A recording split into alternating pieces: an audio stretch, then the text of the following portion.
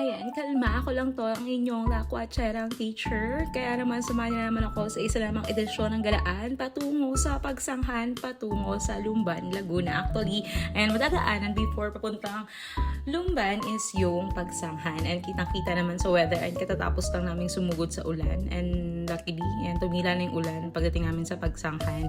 And why we are here is because we are going to buy halo-halo. O, diba? Nalakas ng trips. Halo-halo sa tag-ulan. O, diba? Saan ka pa? Ayan. And then, from Calauan, Laguna, to Lumban, Laguna lang naman. Diba? Real quick. Ayan. Ang inyong lingkod, ang driver dyan. So, kapag dating nyo sa pagsanghan, papunta ng Elvira, yeah. I said it already. So, ang pupunta namin sa Lumban ay ang isa sa mga may pinakamasarap na halo-halo sa buong Laguna, kundi ang Elvira Halo-Halo. Ayan. Elvira's Halo-Halo with S. Charot. Ayan. So, madali lang siyang tuntunin. Kakaliwa lang kayo sa simbahan ng pagsanghan. And then, dire-diretso lang. Makikita niyo yung unang gas station, hindi pa doon. Doon pa tayo sa pangalawang gas station, okay? So, along the highway lang naman siya. So, katabing-katabi siya ng Petron gas station.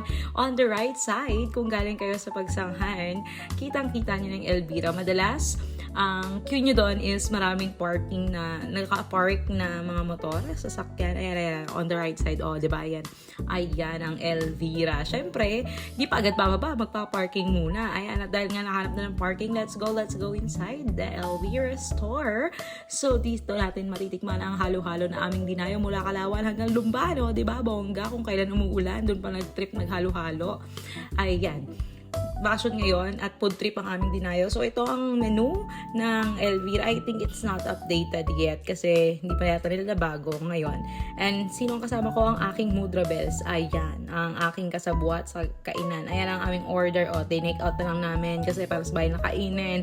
And also nga pala, ayan, available naman sa kanila yung delivery. Pero imagine, di-deliver from Lumban to Calauan. O, diba, ang layo. Kaya nga dinayo namin. And then, ayan, take out na lang namin. And ang in-order namin actually, lumpiang Shanghai. And then, French fries. And then, halo-halo, ube con yelo. Pero pagdating sa bahay, ayan, ako ang lumapang ng ube con yelo. At yung halo-halo ni mama, bukas na daw kakainin kasi malamig nga at umuulan. O, diba, bongga.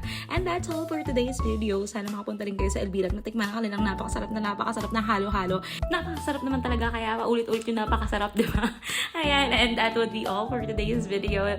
And muli, it's me, your lakwatserang teacher na nagsasabing, have a happy life, aral na mabuti para ang inyong goal ay matupad someday. Mama, spread love. Mwah!